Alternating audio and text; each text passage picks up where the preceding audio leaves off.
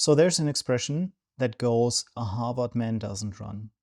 And originally it meant that because you went to Harvard, because you got the opportunity to go to university there, you have so many advantages in life that in contrast to everybody else, you don't have to run. You can just stroll there at a leisurely pace and just arrive at the goal where everybody else has to run, right? Just because you went to Harvard.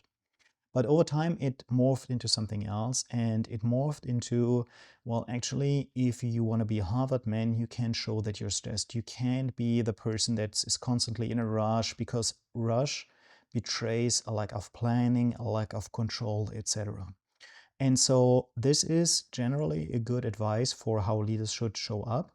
They should show up in a way that communicates, I'm in control of things, right? Even if they aren't. This is a core function of leadership. You should communicate, hey, I have this figured out. I'm not only in control of this, but everything is going according to plans and according to how I wish it to go.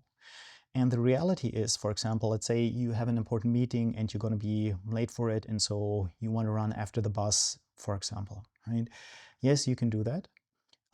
But everybody else will see that you're late. More importantly, you will know you're late because now you're sweating and now you're starting to smell a little bit because the bus is then hot and you're already smelly, and then you're already sweating and smelly, and then like the bus is too hot, and then you arrive at the customer, you're still out of breath, and so there's a trickle down effect. I don't want to exaggerate it because the effects are often very small, but the stronger effect on your mindset is actually there. What I would do because of this thing is I'll just send them an SMS. I'll just give them a quick call and say, hey guys, I'm sorry I'm going to be 10 minutes late.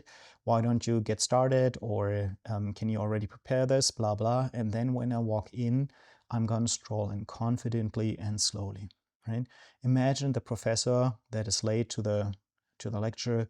Everybody's like wondering where's the professor, and then he comes in and he's like all over the place. He's like breathing. No, I'm so sorry. And then he's like looking for his papers, and everything is very chaotic. And then imagine another professor who comes in late and who's very cool and collected and calls the students to order and says, hey, you in the red shirt in the back, give us a 2-minute wrap up of what we talked last time. And while the student is talking, he calmly and collectedly prepares everything and then just picks it up and talks as if nothing happened. A Harvard man doesn't run. And if you need to show up as a leader, this is maybe something that can help you do that.